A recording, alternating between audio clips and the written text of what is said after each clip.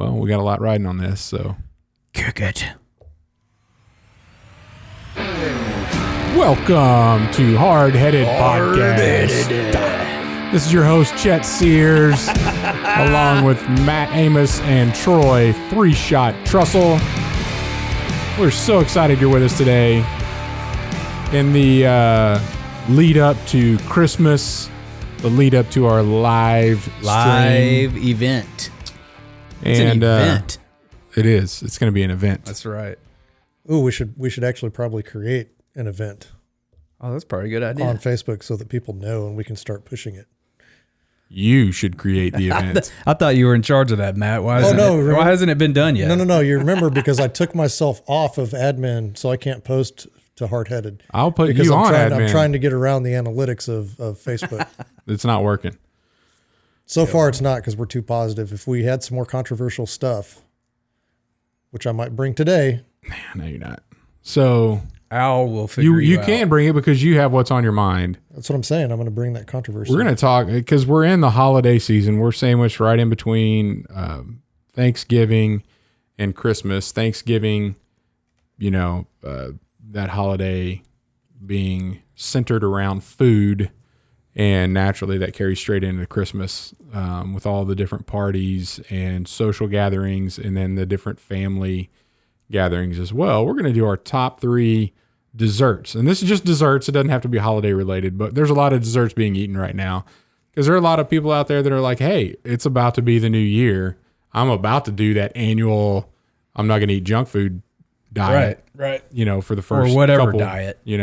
I'm going to start at the new year, and then it's like, wait, New Year's is on a weekend. I'll wait till the Monday after. That's what's going to happen. So we'll go ahead and throw out our top 3 desserts. Talk about that, and then Troy's going to close this out with a good word. Very good. I'm down. All right. Speaking of being down, why don't you tell us what's on your mind? I'm getting ready to get down on some people out there, like a group of folks. Okay. I'm going after them hard. Now, this is a discussion that you and I have had, and I thought maybe we'd had this conversation on the podcast before, but apparently we have not. So I'm bringing it out there for everybody to hear. But I just spent the last week deer hunting. Yep. And I know that you were successful. Troy, you weren't invited. I wasn't invited either. I just have my own place. Right, but Troy wasn't invited to either. And strangely enough, all the little button bucks survived. This year. Yeah. So even saw one trying to fight a larger 8-point, which was the first time I'd ever seen that. So that little buck might be a little terror when he grows up. Yeah.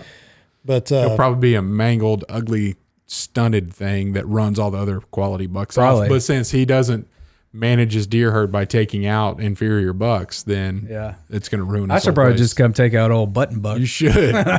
You shouldn't. The button buck with the attitude. Oh, he tastes so good though. Because how many was that? 3 years ago now? Yeah. That you did that. So this year I didn't have any bucks younger. 2 years. That was 2 years ago. Than really 3 years old. Most of other them than were, 2 button bucks you just mentioned. Like the other bucks that I had were more mature than what I've seen in the past. Okay. The average age has increased. Yes. So the plan. Speaking about groups of people that I got a problem with. Well, maybe we can get into that here in a minute. And so anyway, and Chet, you and I have talked a lot about this before. And Troy, I know that you've been on some of these conversations previous to this because you have a deal. I think both of you have your deal with the way that people set up and take pictures with their turkeys. Like you're very particular. Like they can't be behind them to where it looks like they've got their hands up the turkey's butt. Right. Mm-hmm. I have things with people taking pictures with dead animals in general, but go ahead. So mine is kind of along those lines. Right. So I don't mind people taking a picture and having, them holding the antlers or the horns, whatever animal you're hunting. I think that's fine. But ever since you brought this up maybe a few weeks ago, I was looking at all over Facebook, and every post that I would see from a lot of these, what I'll call Instagram, like hunting influencers or people in the outdoor industry that are influencers on Instagram or Facebook, whatever it is, they all have this extremely stupid photo where they put their hand on the animal. Right. And it's just their hand on the animal. Like there's nothing. All you see is a hand and fur and maybe a very clean knife because they haven't even started the gutting process yet, which I have a problem with. So and you were air quoting influencers. Yeah. Right. Right. Okay. Because just for our listeners. I don't know who they're technically influencing. It's like a job title now. Influencer, yeah. You know, it's one of the fastest growing jobs in America. I found one today, and I screen captured it just for you, Matt. That's beautiful. Now, on fur. So my question is, you normally put a hashtag blessed in there too. Oh, I did. So I did. I made a post, because I ended up sat all week, was waiting on this huge buck that I actually got eyes on, and never did get a quality shot at. So I just didn't take the shot, and ended up coming up on Saturday morning. I was like, you know what? I got all day to deal with this. Tomorrow I got to start shutting down winterizing camp and doing all that. I really don't want to be messing with the deer tomorrow. If something else, it was late morning. I was like, if something else steps in front of me today, as long as it's a good one, it's gone. And so ended up, I had 2 does and a yearling come out. And so the one without the yearling was the one that I took because the I'll call her the boss, the lead doe, kept kicking this one out. And I was like, okay, so they're not getting along. So she just started walking off, and I ended up taking her. And it never once after I took that shot did it cross my mind to go up to it and put my hand on it, because I don't necessarily get the point of doing that. So what are we trying? Troy, you're probably more likely the one to do that. So thanks. You would be with the hashtag blessed. No. His would be hashtag freezer. Hashtag 3 shots. But I don't understand what we're trying to accomplish by hashtag Bambi, by putting the hand on the animal. Or what irritates me even more is, like I said, I don't mind when they pick up the antlers and the deer's facing the camera and you're facing the camera and get that shot. That's whatever. Another one I don't understand is when they pick the head up and they're looking into the eyes. Have you ever seen that? It's like I haven't seen that. You've never seen that? One. Maybe it's more with I kind of see it more with the sheep hunters. Like they're staring at each other? Yes. Like literally, like I'm peering into these dead eyes. They're trying to find the soul of the animal. I think it's, what I've noticed over I don't know, I've probably been involved with hunting and social media for 6 years now, 6 or 7 years. And I've noticed that with fish, right, it's the forced perspective on I'm going to hold the fish closer to the camera. Right. So it looks bigger, yeah. Yeah. And I'm anti that. Like if you look at, I try to make it where you could see that my elbows are bent whenever I take a picture with a fish, because I'm not trying to embellish with that. So I'll even, put it here. And in fact, that 10-pounder I caught, I literally had the fish touching me when I was holding it, because I didn't want any kind of, But so fish, you hold it closer to the camera. Deer now, in addition to the hand picture, and that typically only happens when it's a doe. Like the hand on because how do you don't want to just take a picture of a dead doe laying on the ground. So you're just like, I killed a deer and I need to document it with a picture and let everybody on the social world know. So I'm just going to put my hand on the hide of a deer. Okay. But then with the bucks, this forced perspective with the bucks now is beginning to be a big thing. You'll lay the deer, tuck his feet under, like prop his head up with a stick, or you may hold it, but you're sitting at the butt of the deer and you're leaning in like this, but you can't see that the arm is leaning in to hold its head up. So its rack looks really huge, but you're sitting like 4 feet behind it on at the butt of the deer that's there. So I'm anti that. But so that's the deer trend. And It actually, you do the same thing with elk. But you put yourself in between the antlers with the elk and you sit way, way back. Right. And then the lights, you got to carry night lighting with you. Have you seen, have you seen those?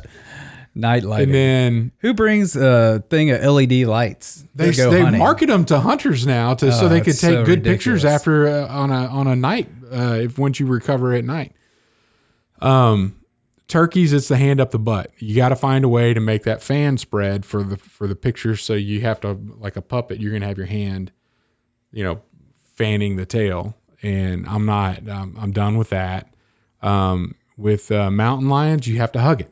Like the only proper social media picture after you kill a mountain lion is like bear hugging around it and standing up. I don't know why. I don't know why that is. I think that one's to show off the length. And get a tape measure. Like you don't. And then you're talking about staring intently in the eyes of a sheep. I don't necessarily agree with it. Is it like if you're holding it on the horns? I mean, they're about to kiss if they're staring at each other and you're holding it like that. 100%. Yeah, we're almost in like a necrophilia bestiality junction right there. With I don't understand what's going on. I'm going to look into this thing. I don't know too many sheep hunters. Whatever happened to just going hunting to kill for the meat? Whatever happened to that? Well, did you post a picture? Yeah, I know you posted that you got one. Yeah, and then so I actually killed a deer and didn't put it on social media yet. Man, I can't remember the last time I did. So I took a picture. And it was a monster, by the way. Everybody's saying, well, you didn't post it because it's a tiny deer. It was huge. Yeah, it wasn't that 400 inches. It wasn't that big. But it was a good deer. It was not a bad deer. But it wasn't. Not a bad. Yeah, he can't get not credit. a bad deer. Yeah. Louisiana, if you killed something like that in Louisiana, it's a big deer. It was massive. It was what do you kill would have been huge. It's a medium-sized Kansas deer. Yeah. Older buck. But I did take a picture, and so this is the first year, which I know you don't like, but I used the electronic check-in for my deer. I didn't actually have a tag. I just, after the kill, I went up and I took the picture, and then I clicked on the harvest report and did all this. You have to put the county in, the time, the same date. stuff that you normally write on your tag. Yeah. And then submitted it. And so that's the first time I did it. So that's the only picture I had of the deer. And I was driving home and I just happened to flip through and I saw a picture. Maybe you had sent it. Mm-hmm. And you said, oh shoot, I forgot to do this. And it was the picture of a dude with a hand and a clean knife, right? Yeah. And so I took a picture, or I photoshopped. I was sitting in my bed and I took a picture of my hand, and then I photoshopped it onto the deer, and then I posted it on Facebook. And I don't think anybody there was only 2 little laugh emoji thingies, right? Because I don't think that anybody got the sarcasm. That was probably me and Chet. Yeah. Nope, Chet actually just gave the thumbs up. Yeah. But I don't think anybody got the sarcasm behind it. I did notice that you chopped off a tip of your finger in there too, as if having no legs was enough. You had to lose a part of your finger in your Photoshop. That was just lazy Photoshopping, right? Hashtag amplify. Oh, you just wait. It got even worse. So then your buddy Rishi commented on there and goes, hey, oh man, you forgot the lights. Yeah. And so then I took the picture that he had of those stupid lights that those people are hanging up now. And then I photoshopped those into the picture, and then it actually looks the way they're at, that it's shining. And I was like, dude, that's a really good light. And he goes, oh yeah, those are great.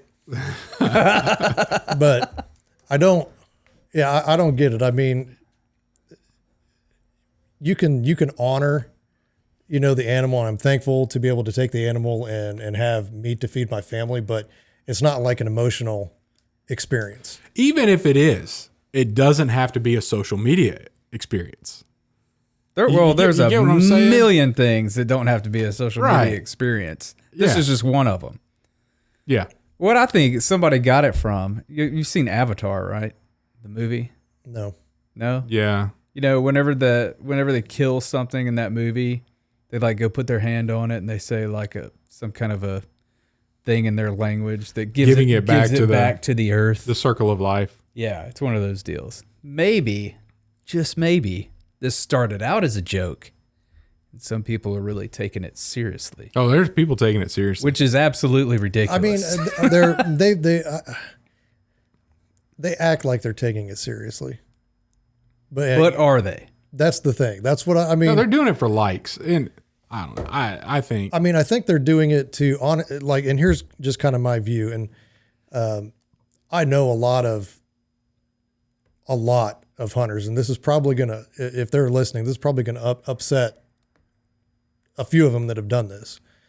But it's almost like you're trying to make it more acceptable for those who don't hunt, or you're worried about somebody judging you for killing an animal. And so you're overplaying this level of respect or this level of. Well, and that's why I say, why put it on there at all? Yeah. Like, don't post it. Did it happen if you didn't post it? That's the thing. That's it. Because it didn't happen if you didn't post it. You can still take pictures of it. Text it to them. But see, for me, it's that big of a deal. Most of these pictures I see are, these people are influencers, and that's how they make their money. Either they're guiding the hunts or they're being guided, and this is the way that they can justify going on all these hunts in a year, and killing all these animals. But I respect everyone. Hey, don't have any shame in your game. If you're going out and you're being sponsored and paid to go hunt and promote products and do your thing. As long as that meat's not wasted. Who cares what you do? Yeah. Yeah, promote your product. Yeah. Even if it's lights. Because you killed a deer and couldn't find it till after dark. Now, see, I've had that happen before, but I'm with you. I've never had my headlamp fail me. My headlamp works. Or drag fine. that thing around in front of your truck lights or something. I don't know. Like the last thing you need to be packing. I don't need to pack my lights. Christmas lights. That'd be like Troy coming out with this light here. Like, hold on. Yeah. Nope. Got to get the lighting right for this picture. You're bringing out your little brush for the hair on the deer. Like, no, that one's out of place. We got a little spray. Oh, let's bring a little Vaseline for the eyeballs because they're getting a little glossed over. I think though. Let's neuter it first and call it a doe. I think we need to kind of change some things up though. To make fun of what we're talking about, we should hug deer. Troy could have hugged his. We should stare intently into a fish's eyes instead of a sheep. We should force perspective turkeys, like shove them way out in front of the camera to make them look really like the beard on a turkey or something. I don't know. Turkeys must be photoshopped. You must be 40 yards behind them, holding it like that. Now, what animal are you going to stick your hand up their butt though? If you can't do that with a turkey to fan the feathers. That's a great question. Antelope. I've never hunted one. I want to do that. But maybe you could actually put the antelope like over your shoulders and then have its head come around here and then. or you hug it from behind and you put its feet on your hands like it's the prom picture. You're standing. Or you could have someone hold it, like if you kill, like hold the antlers off camera, out of the frame, and it could put its hoof on your shoulder like Step Brothers. I think it's funny though, because what we're really realizing is there is an acceptable way to photograph specific species of animals after you harvest them. And that's another. Don't even get me started on harvest. I straight out went out and I killed, smoked. I mean, I ended this doe's life. Yeah. Which 6.5 PRC, 100% for the win. I know I told you that today, and you're like, well, not like a 30-06 can't do that. Yeah. But it can. I didn't expect that round to do that. Yeah. Every deer I've ever shot with my 30-06 did not move at all. Boom, dropped him. But not the same with your bow. That is very true. That's very true. Boom, dropped him. Boom, boom, for good measure. 3-shot after all. Yeah, well, I have shot 3 deer with my bow. Actually, I shot 4 deer. 1 deer ran off with the bow or with the arrow. 2 of them spun around, 10 feet from where I shot him. And then 1 had a few arrows. And you've heard that story before. We don't need to relive that one. The smallest one. Smaller target. It was harder to hit. My goodness. Oh, no kidding though. You talk about putting the antelope on your back. My dad, we came across some folks who were hunting in a national forest when I was a kid. And we came across a guy that had shot one, and he was disabled. He couldn't walk that well. He was walked out there, but there's no way he's carrying a deer out. I'm offended. Where he was. Keep going. And he's like, "Hey, I need some help getting this back to a road, and then I could, we'll get a truck or something over here." And my dad looked at it, and I'm like, "Well, we're gonna drag this thing out," and he's like, "No, I got this taken care of." So he took his hunter's orange off his vest and put it on the deer, like put the front legs through, and then he made some cuts in between the tendons on the front legs and the back legs. Went over and cut a green limb, cut that thing in half, and he put the paw through the front leg into the back leg on one side, and then stuck the stick through that hole and locked it in. And then he did that on both sides, and then literally put that deer on himself like a backpack and walked out with it. Yeah. Yep.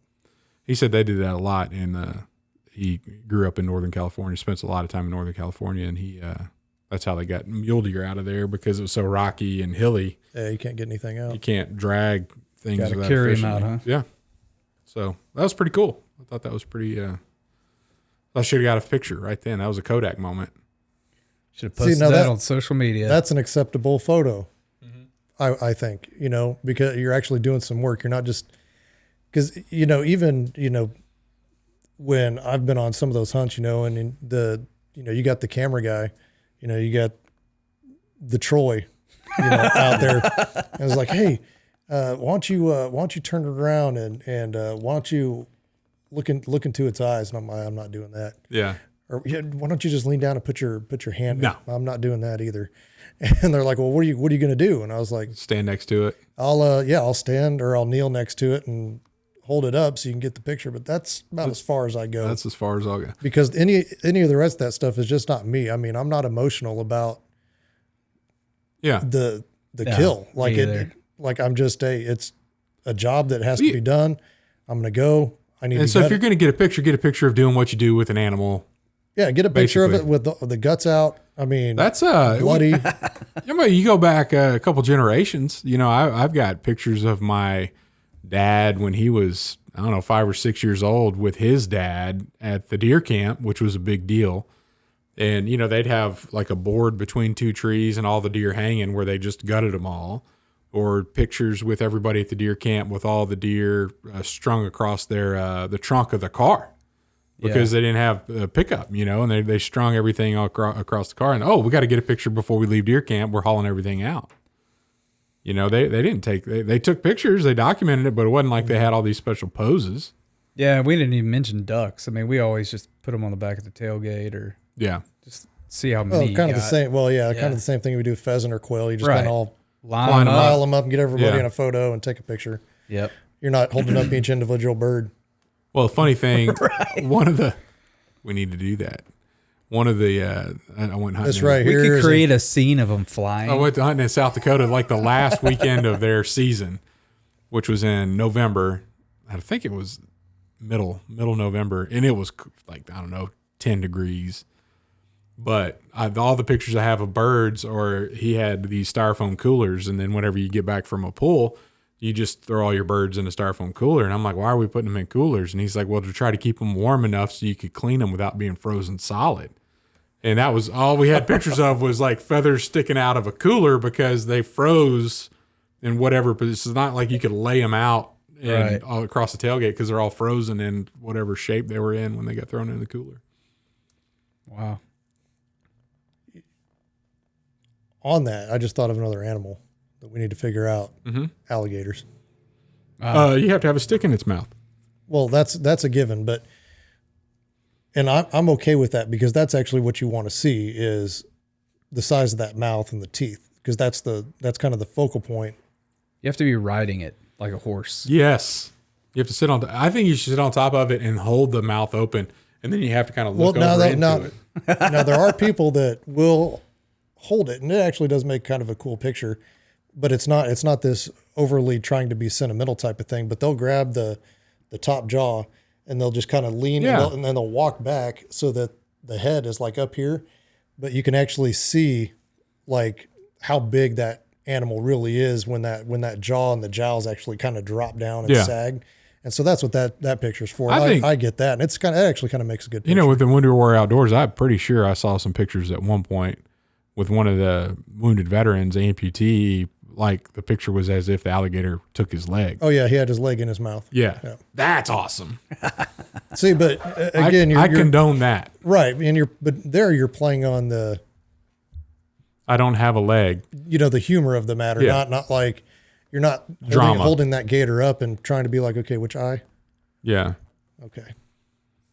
I don't know. I don't get it. I think, I think we've almost tried to become too cinematic. You switch it up because with the bear, you have to hold the paw up, right? So you hold up a gator foot. And then with the bear, you have to sit behind it and hold its mouth open. That might be kind of hard to do. Because I've got one picture like that where I was bear hunting in British Columbia, and I ended up taking a gigantic bear. I don't know if you've been over to the house and seen the life-size mount that I had done. I remember some, but it's hides on the wall. Yeah, so I've got a full mount. Yeah, done, and because it was a huge bear, once in a lifetime bear, and the taxidermist said, I'm not turning this into a rug. You need to do this full size. And so he goes, because it's the bear of a lifetime. But when they took the picture, you know, they had me sit at the butt end of it, and you know, they took the picture from the head, and I mean, this thing in the picture, I mean, it looks like it's 11 feet long. Yeah, you know, and it's a good probably a 7-foot bear, you know, and its head's gigantic. Massive, yeah, but it's just those angles, which I'm, you know, whatever. If you make that picture look as good as you can, if you're going to take it, because you know, it's not like I show those pictures off, you know, really, they're just kind of for me. And I know how big that animal was, but if you're going to take a picture and then, you know, you're going to work with the angles so that it looks gigantic, and then you're going to lie. Even more gigantic than it already is. It's already gigantic. Yeah. I mean, it's still a trophy. If you need to make it bigger, then maybe you shouldn't have shot it. Yeah. Is kind of my deal. I don't know. I think we ought to hold the duck foot up instead of the bear paw. It's just, how many ducks did you get, you know? No, you just need to show the feet. You got to take that bill and pinch it in between your thumb and your index finger and just kind of tilt it. Look at it. So that you're looking at it right into the eyes, and you got the body draped over the fist. That's it. That's award-winning outdoor photography right there. That's my favorite duck picture that I've had taken. It was a big pintail drake that I shot, and those are beautiful ducks. But yeah, I think I held a wing open and then held it up where you could see that pintail, how long it was. I'm okay with that. Yeah. I wasn't crying. No. No, that's not the picture anyway. No, that's a separate issue. The best pintail of my life. Because, you know, I mean, I've seen kids get, you know, emotional over shooting an animal and stuff like that. And that's, I'm okay with that. And some people are, you know, that's just that's just the way it is. Because it's a huge adrenaline dump, and that's just a reaction of the adrenaline going out, you know. So there's a lot of factors that are in there too. I think you're right on with that, but a lot of the buildup, I mean, growing up as a kid hunting with my dad, like they put so much effort into you being successful, and that the first time that you are, it's a big deal. That's a big deal because it's you kind of pulled through as a kid. You pulled through on something that your dad or maybe your uncle or whoever it is. I mean, they've worked so hard to make this happen, but only you can make it happen. And then you finally do it. So you're turning them successful. You had a big experience, a big rush, and of course your heart was pounding, and now it's all over, and you're kind of crashing down from that high. But at the same time, I mean, one of the first times a kid can actually prove I can do something that you taught me how to do, and I'm actually doing it. Yeah, I think it's cool. And heck, first graders. Heck, I think I cried when I got thrown out at first base when I was playing.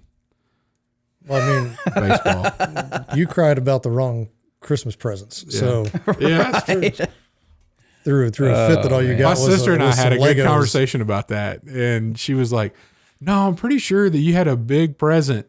That this is how she remembered it. That it was too big to put under the tree." And I just got upset, and then my parents came through later and like, "Oh, you have this huge present," and I was like, "Go back and remember that picture that we're talking about. Everything was put away. Christmas was over. It was the end of the day. Like I didn't get anything else." She's like, "You're right. That was a horrible Christmas for you. I had always imagined that you were getting some big present." I'm like, no, it's not. That wasn't the case. And there's probably a reason. Live in whatever fantasy world you have to live in to make it think that I had a good wonderful childhood. Christmas. Yeah. You probably deserved it. I always pick on her because, she got everything. Like she had a TV in her room. She had a phone in her room.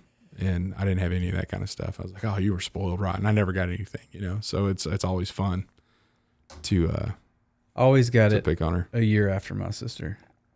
So I would get whatever she got at her age, I would get it 2.5 years earlier than she got it, but 1 year after she got it. I got you. You know what I mean? So she got a TV at 13. I got it when I was, 10 and a half or whatever. Yeah. Must be nice. Mm-hmm. We had one shared TV. Well, should have been a city boy. Oh, wait, you were. That was country boy living. All right. Rabbit ears with the foil and everything else. Oh, yeah. Well, thank you for that word. Be checking our social media for The hate. satire pictures. Yeah, give us a comment. What do you like? You like these photos, or are you in agreement with us that they're just ridiculous? We'll I find out. I was by myself this weekend when I killed that deer, and I thought if I had somebody else here to take a picture, I would bear hug this thing and hold it up. Like I would do it. There is a timer on your... But I can't, like lifting up a You got 10, 200 you got some 10 odd seconds to set the camera deer. and then go bear hug your deer up. Yeah. Hold it. I'll show you. I did use the timer on it with a selfie. I'll show you how that turned out. There's no way I could have done it with a. Don't even get me with a started bear on. hug. Don't even get me started on selfies. That's a completely different. Did you see the one with the guy laying down next to it? And he laid down on the ground. See, but that's another one of these types of photos that Oh, gosh. people are doing. Let's Like move on.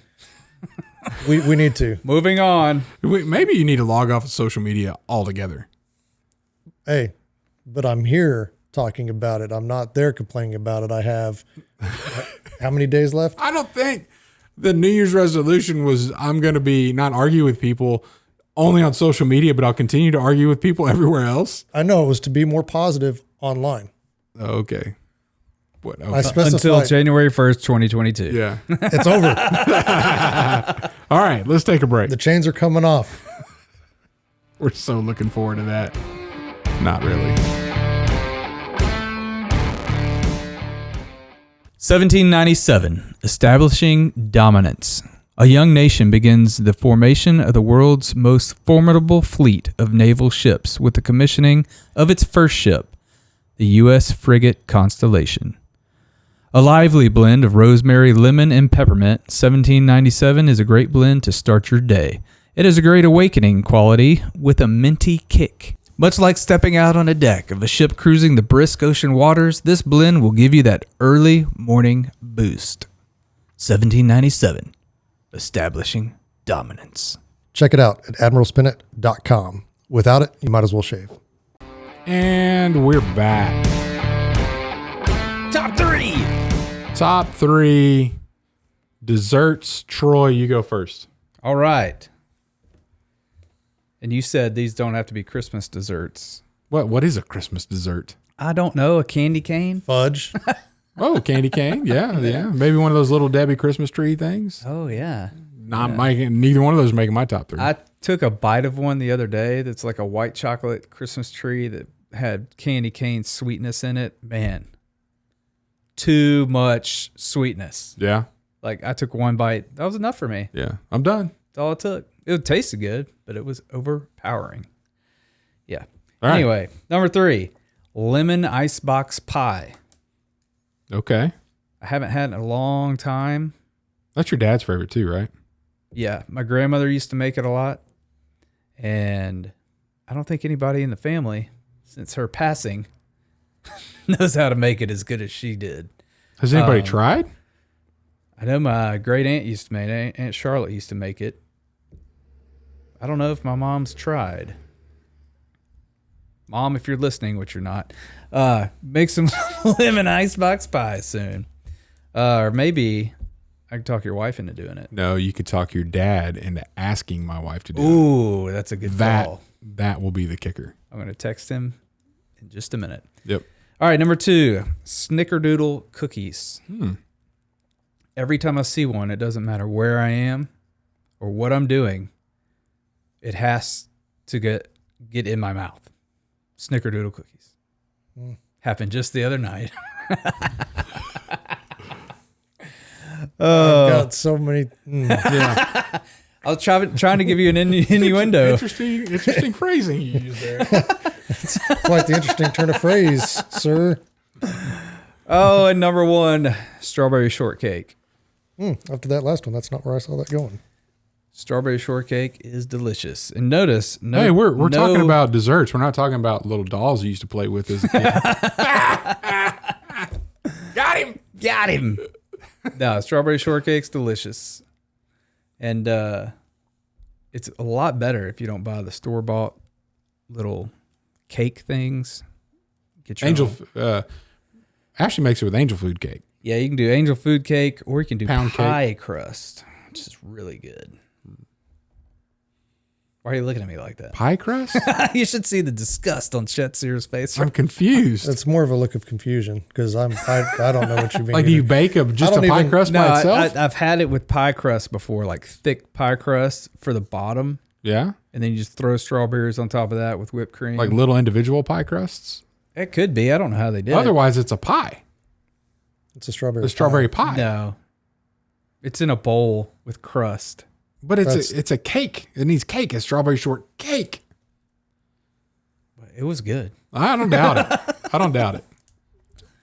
All right, that's it. And notice, know, chocolate. Yeah, no chocolate I only know what one of those is, and that's the snickerdoodle.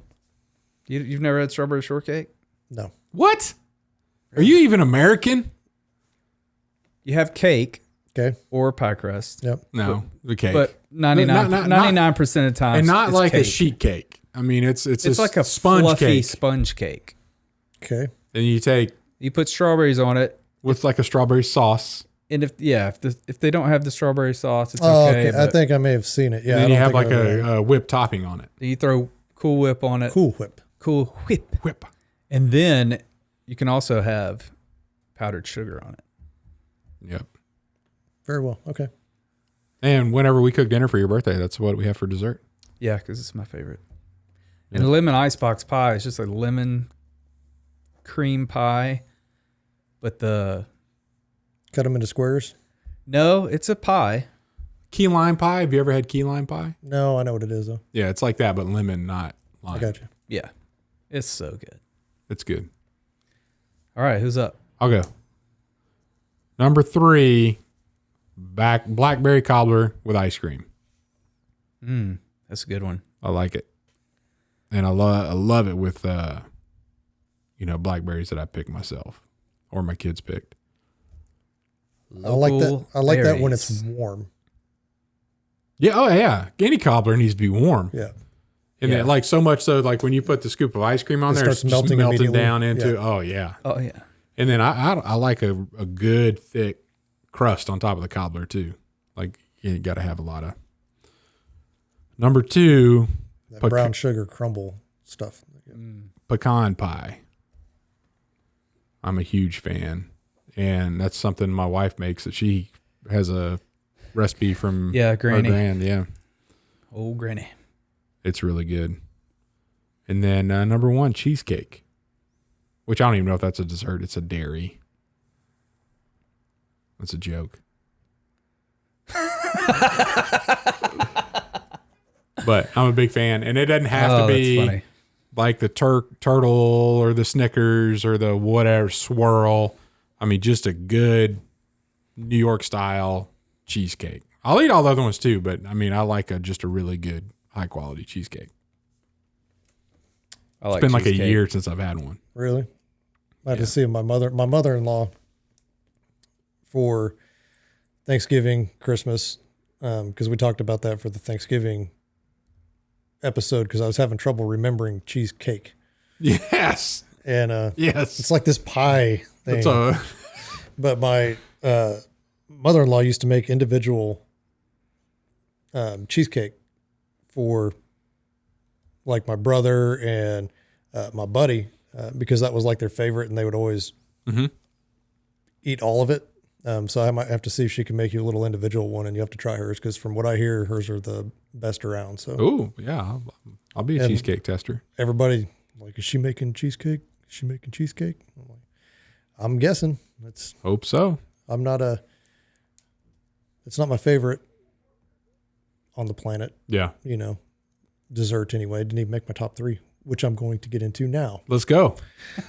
So number 3 is the Nestle drumsticks. Oh yeah. Yeah. The frozen, just the waffle cone with the chocolate and the nuts and stuff. Yeah, and those are good. I like the one with the caramel in the center. So that's number 3. The what? The caramel. Caramel. That's another thing that I find in the Great Plains region of the country. They've mispronounced that word. In the Midwest. No. That's what we call it here. Oh gosh. Number 2 is pumpkin pie with Cool Whip. The Great Plains. Sorry. Pumpkin pie with Cool Whip. Cool Whip. Now, I do have a question about the specifics with the Cool Whip. Are you saying whip or whip? Whip. Okay. There's an H in there. Like, you don't like the Ready Whip? Like in a... No, I like the extra creamy out of a tub. Extra creamy Cool Whip out of a tub. Yeah. Yeah. Yeah, I'm with you on. They have extra creamy? Oh, yeah. Yeah. It's a lot more fluffy and... What color's the tub? Blue and white and red. It's got red in it? Yeah, I think there's red in it. I think Because the regular is blue. There's only one little thing of red. You're blowing my mind. I didn't know this existed. Yeah, I think it just has a little bit of red on it. Because I went in there and I saw it and I was like, ooh, that's the good Cool Whip. Yes. They've been out of it a lot at Target. They've been out of it a lot of things. It's probably on a boat. Well, that's true. Off the coast of California. Forget what day and age we're living in. And I'm not talking, so when I use that, I've got like a small piece of pumpkin pie. Miniature? Coat that thing. That's completely covered with Cool Whip.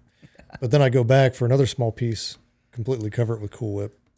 Because I like I don't know what it is about that cinnamon flavor inside the pumpkin pie. Yeah. That just really. I like a good piece of pumpkin pie. Yeah, and I'm not. I feel it's underappreciated. And these are all kind of a stretch for me because I'm not. You're not a big sweet guy. I'm not a real big dessert guy anyway. So, but these are what I like to enjoy if I'm in the mood for one. Yep.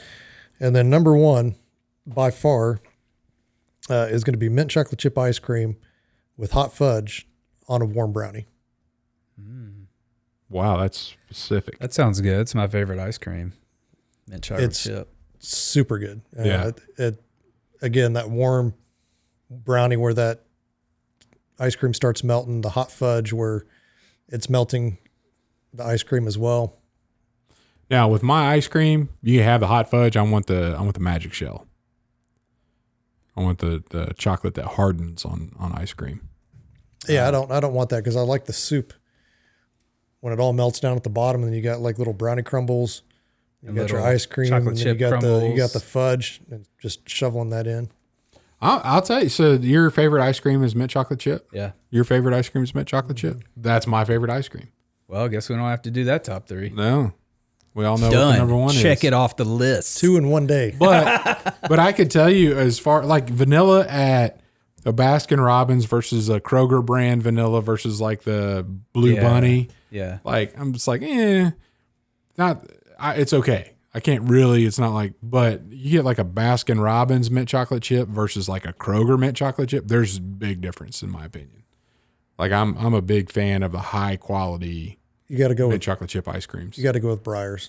Breyers, Baskin Robbins. I love Baskin Robbins mint chocolate chip. Yeah. Now, if we were going to do like, we've already kind of gone there, but ice cream wise, if I'm just going to eat ice cream and I'm not going to add it to anything or have any chocolate or anything fudge added to it, this one comes pre-done like that. But it's, what are those two guys? Ben and Jerry's. Thank you. Nah, I don't eat their stuff. Chunky Monkey. Super good. It's got little chocolate bar, little banana flavor in there. It's good. No, I'm not going to do anything with those guys. I would ask why, but that might take us down. No, they're just ultra liberal, ultra liberal. They are. Way. If I boycotted everybody liberal, I wouldn't be able to do anything. Yeah, I mean, I could eat other ice cream. That's what I could do. And it's very easy for me just not to eat any at all. But yeah, it's very rare for us to even get ice cream. But I'm a big fan of the mint chocolate chip ice cream cake from Baskin Robbins too, with the little chocolate cake that they have at the bottom of that thing, and then they have that icing. Ooh, man, good stuff. Yeah, not a bad number one. Yeah, so if you guys ever want to buy me a cake, you just give me one of those mint chocolate chip cakes. Right on. I'll get you a Ben and Jerry's ice cream cake. They don't make ice cream cakes. I will make it be an ice cream cake. Yeah. Okay. All you got to do is dump it out and put a candle on the top. Sure. Right on. All right. Troy, you got a good word for us? I do. So earlier this month, I bought some theater tickets. Actually bought them back in The Matrix? November. No, the Christmas, the Messengers, the Chosen. Christmas with the Chosen. So I went, my wife and I went and saw that, and it was really good. There was probably about an hour or so of like music video concert style stuff that I'm always a little hesitant, like, it's on the screen. I'd rather see them live. But I really think they did a really good job like putting it together, and in between the little concert segments of it, they had, I think altogether they had 3 or 4 kind of like monologues about, the birth of Christ and everything and what he means and all that. So it was really good. And then they had, about a 50 minute episode of The Chosen, which was the birth of Jesus. And they tied it into the, had some characters from the actual Chosen series. Chosen series. So it was like an episode. It wasn't like this set apart movie, which it could be a set apart movie, but they had a couple of characters in it. So it was really cool. And the message that they were saying kind of throughout the episode is that they must know, talking about everybody's got to know about the birth of Jesus, and everybody has to know about Jesus. And so I wanted to read Isaiah 9:6 since we're close to Christmas. And it says, For unto us a child is born, to us a son is given, and the government shall be upon his shoulder, and his name shall be called a Wonderful Counselor, Mighty God, Everlasting Father, Prince of Peace. And that was a prophecy about the coming of the Messiah, Jesus. So they must know. I thought that was a really good message coming out of The Chosen and out of the movie.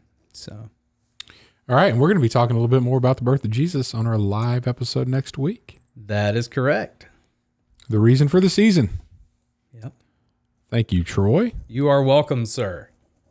All right, my friend, Mr. Matt Amos. You ready to get out of here? Let's get moving. All right. Oh, yeah. Thank you for tuning in this week to the Hardheaded Podcast. We're so excited that you are with us. Don't forget to like, share, subscribe. Go to our website at hardheadedpodcast.com. Buy some merch. Merchandise. Yeah, go get a t-shirt. That would be fantastic. That'd be awesome. Coffee mug. Coffee mug. Tapestry. pillow, long sleeve t-shirt. Yep. Yes. All right. Thanks for listening. We'll talk to you next week. Have a Merry Christmas. That was timed perfectly. It was very nice.